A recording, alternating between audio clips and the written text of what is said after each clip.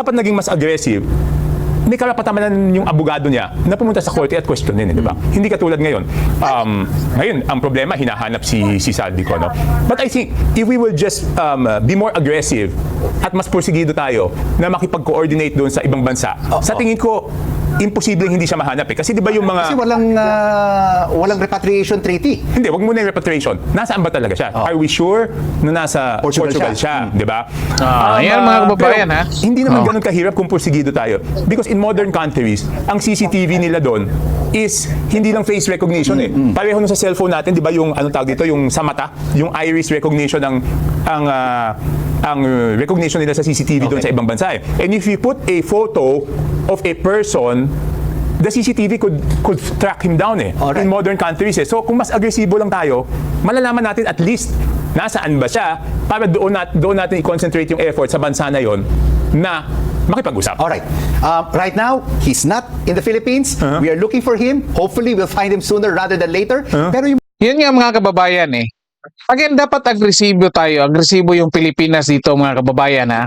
Ito yung matagal na natin. Kung talagang gusto nilang makuha itong si Saldico. Kasi nga ito isa sa mga big fish na sinasabi natin eh. Mukhang ito yung link. At naglabas na nga siya ng video at ng mga dokumento na nagtuturo dito kay PBBM at Martin Romualdez mga kababayan. Pero ito nga, ang effort ng government mga kababayan hindi satisfactory. Oo, meron silang iilang mga ano tawag natin dyan, mga interviews. Pero of course, alam natin anong purpose ng interviews mga kababayan. Useless po yan. Walang kwenta yung mga interviews hanggat walang naipapakita. O katulad ng mga sinasabi nila, bago magpasko, may makukulong malalaking isla. Ano na nangyari? Di walang action. So, anong naging silbi nung dialogue nila, nung pahayag nila, yung interview nila, di walang kwenta. Bumalik sa kanila. O, di ba? So, kaya, kung talagang gusto nila itong habulin si Saldico, di matagal na. Ang tagal lang nagtatago nito, mga kababayan. Ang laki ng intelligence funds ng Malacanang. Hanggang ngayon, wala tayong balita dito. Ito, putulan natin si Toby Chanco mga kababayan. Siya ang nagsasabi na yung pera binigay niya kay Martin Romualdez, di ba? So is he the only witness that can implicate Ito, the former House maganda Speaker? ito. Is there anyone else in the Philippines that could implicate the former House Speaker? Because when you talk to the people, they say it's not enough that we have former Congressman Saldico. It has to go all the way to the top. Yes. Meron pang iba kaya lang hindi sila magsasalita eh. Takot eh, kasi kasama rin sila dun, di ba?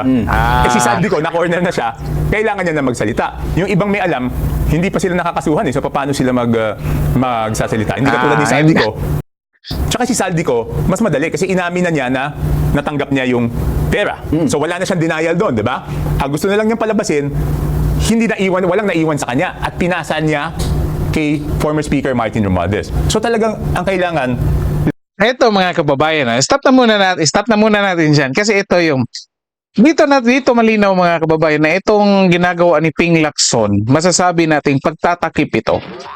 Kasi ito kahit si Toby Chanco mga kababayan, alam niya na mas maraming involved dito na hanggang ngayon ayaw magsalita. Bakit? Hindi iniipit eh.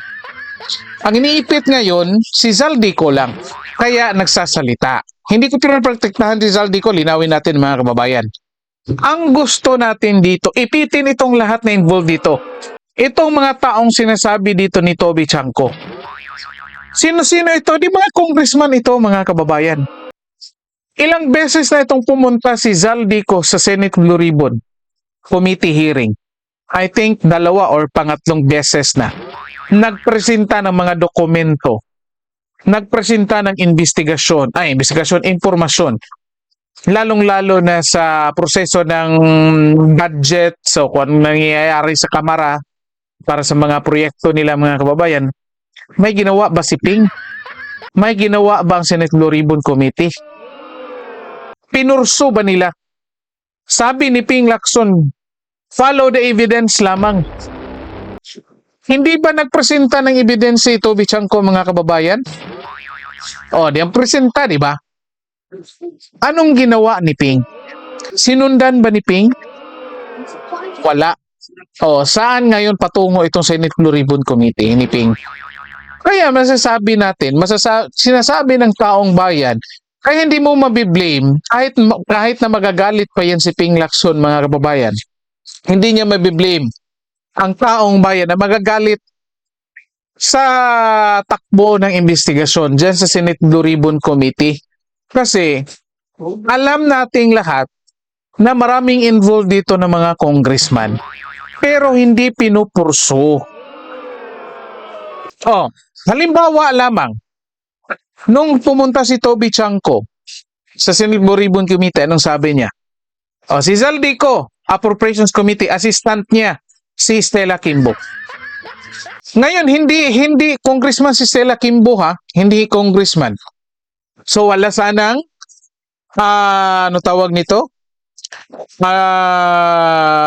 Courtesy, ano tawag dyan? Parliamentary courtesy, wala sanang ganyan, mga kababayan. Pwedeng imbitahan si Stella Kimbo. The same thing with Manix Dalipi, di ba? Kasali sa BICAM. Binanggit ng ilang beses. Inimbitahan ba ni Ping? Wala. Stella Kimbo, Manix Dalipi, hindi inimbitahan. Ha? Yung ibang mga congressman na ngayon hindi na congressman, Marvin Rillo, binanggit ng ilang beses. Inimbitahan ba? Wala. Anong tawag ni Ping dito sa mga impormasyon na ito? Hindi ba ito ebidensya? Sinundan ba niya ito?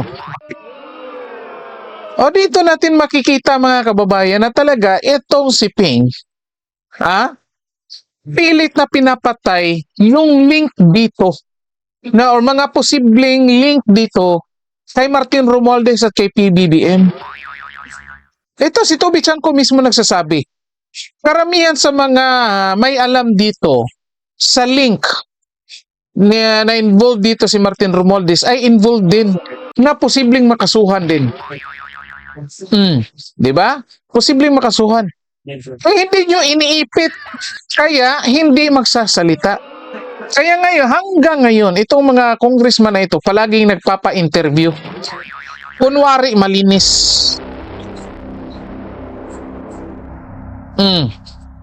Isa pa ito, ombudsman, mga kababayan. Sabi, maraming congressman na lumapit. Magsasauli na lang daw ng pera, wag lang daw kasuhan. Pwede pala yan. Huwag na lang kasuhan. Magsasoli na lang ng pera. Pwede pala yan, mga kababayan. I-comment niyo dyan kung ano masasabi. Dito talaga. Again, kahit ano pang sabihin ni Ping, mga kababayan, kahit ilang beses pa siya magpa-interview dyan, sasabihin niya wala siyang pinagtatakpan. Ito malinaw na. Kasi kahit si Toby Chanco, alam dito kung anong mga nangyayari o totoong mga nangyayari. Ang gagawin na lang sana nila hanapan na lang ng ebidensya. Na ebidensya hindi naman pinurso. Nako, mga kababayan. So, i-comment nyo dyan kung ano masasabi nyo dito. So, dito na po muna tayo. Paki-like po at share ng videos natin and then paki-subscribe din po ng ating channel. Okay, maraming salamat sa lahat at magandang araw sa inyo.